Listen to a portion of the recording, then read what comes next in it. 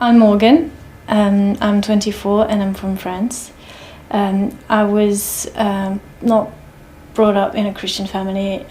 My parents were brought up in Catholic families, but rejected the church growing up. So I never questioned my parents' beliefs. And France is a very secular country that used to be Catholic, but most of the population doesn't believe in God. So when I was 22, I was living in northern France, and I was on my way home from work, and I was in a bus, and I received a text from a friend saying that she was going through depression and that she couldn't go back to school, go back to uni with me.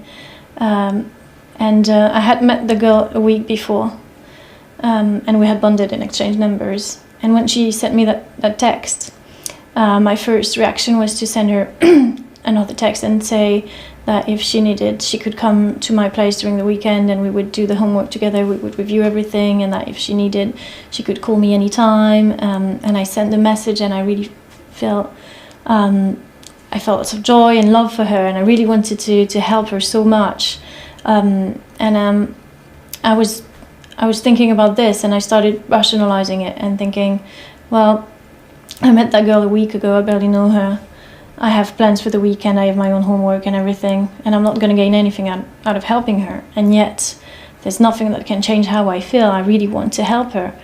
And so I was thinking about this, and then a thought came into my mind, and it was, God is love. And it was the first time that I even thought about what is God, or what about God. And it was strange to have this thought in the middle of this. And but I started thinking, yeah, well, if God is love and if I love so much, then God is within me. And I didn't even know that God is love is in the Bible or anything. And while I was thinking about this, I really felt the presence of God in me and everywhere around. And I felt lots of love, and I couldn't understand or explain how I felt. And I thought, well, if God is here, if you can listen to me now, I'm going to say a prayer. And so I said the first prayer in my life, and I said, God, if you exist, show me a sign. And after that, I got off the bus and continued living my life. But I could remember that this had happened, and it changed everything. I kept on thinking about this now and again. After that, I moved back to Toulouse, my hometown, and kept on studying English. And I enrolled in a class that was religion in the US. And I learned lots about religion in that class. And I learned that there was different branches of Christianity, which I didn't know. I wanted to go to an evangelical church and talk to someone, talk to a Christian, talk to a pastor, to know what had happened to me, and I wanted to know more. A few months after that, I was working in a high school, and I met Kevin, who later became my best friend, and he loves that I say that. So we were in the teaching room, and we were talking, and out of the blue he says, I'm a Christian. So the first thing I said was, oh, you're a Catholic, because most of French Christians are Catholics, only 1% are Protestants. And he said, no, I'm Protestant evangelical.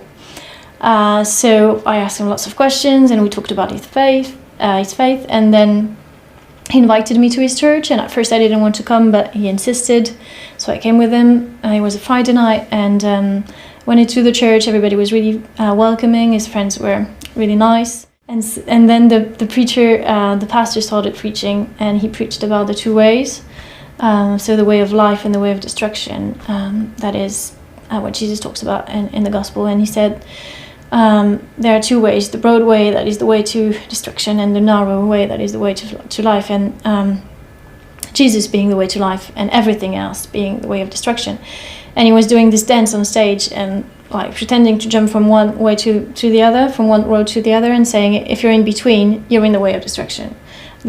Because the way Jesus is the narrow way. And so that was really straightforward, and it was exactly what I needed to know at that point in my life. And so I started to think, well, I'm going to read more about Jesus if it's all about him then. So I started reading the gospel, and I remember reading the book of Matthew for the first time and being completely blown away about everything that Jesus was saying. And I remember this guy comes to talk to Jesus and says, what are the greatest commandments? And Jesus says, love the Lord your God with all your heart, mind and soul, and love your neighbour as you love yourself. And I remember thinking, well, that's the core of Christianity just there, and it's all about love. And I had never heard of this before, and I thought people should know about this. It should be on bus shelters, it should be on billboards.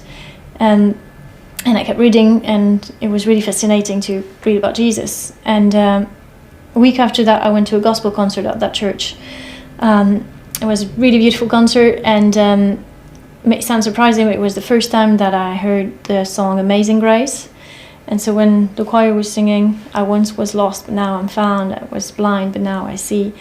I was trying to hide my tears. And yeah, I think that day in that church, at the moment, I thought, yeah, I'm going to follow Jesus. But I was really lost, I was really lost. And so I kept going to church.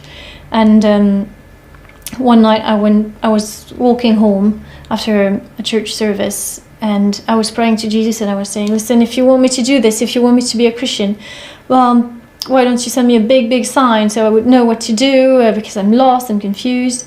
And it hit me. I thought, well, that's the prayer I prayed a year before. I prayed for a sign, and God hasn't given me a sign. He's given me everything. And I walked home, closed the door in my room, and then I started praying, and I really felt that God was saying, yeah, it's just there. Now it's for you to take it. I let you that far. Now it's your decision. And yeah, I gave my life to Jesus that night. I prayed and I prayed and I cried and I cried. And from that night on, everything changed in my life. I was starting to shake. I was like, I have to say something. So I said, I converted to Christianity. And then I thought, the moment that was out, I thought, that's terrible. That sounds technical. That's not what happened to me. So I said, I gave my life to God. And then I explained everything. And at the end, I was still full of tears and shaking, and we had a conversation about faith and religion, and it was really interesting. So the day I started wearing that cross necklace, because I thought my family knows now I can wear my cross. I really felt the grace of God that day, and I was pondering about everything that happened in such a short amount of time, and I was thinking, my boyfriend's out of the picture, my friends are nowhere to be found, my family accepting my faith but unable to understand it. And I thought, I'm the happiest I've ever been. And I remembered something that I had read a few days before that said, if everything you have is God, then you have everything. And 5 months after that, I moved to England.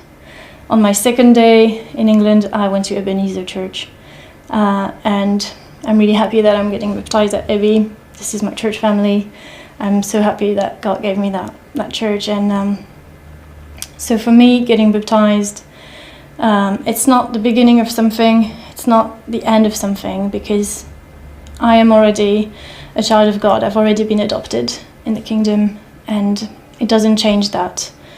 But for me, it's the expression of my faith, and it's a picture, because I believe that God loves to communicate to us through pictures and through symbols, and I believe that my baptism for me is, the illustration of my faith, the expression of my faith, and it is for God that I do it, as saying that I died to sin, and now I live for Jesus, and I don't live for me anymore, but I live for the one who died for me and was raised again. And this is what it means for me to be baptized.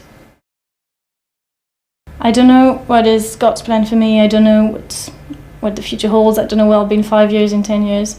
But I don't need to know, because I trust that every day of my life I'll be with God, no matter what, no matter where I am, what I do. And it's not just something that I tell myself when I'm a bit sad. It's true, it's the truth, it's God's promise for me.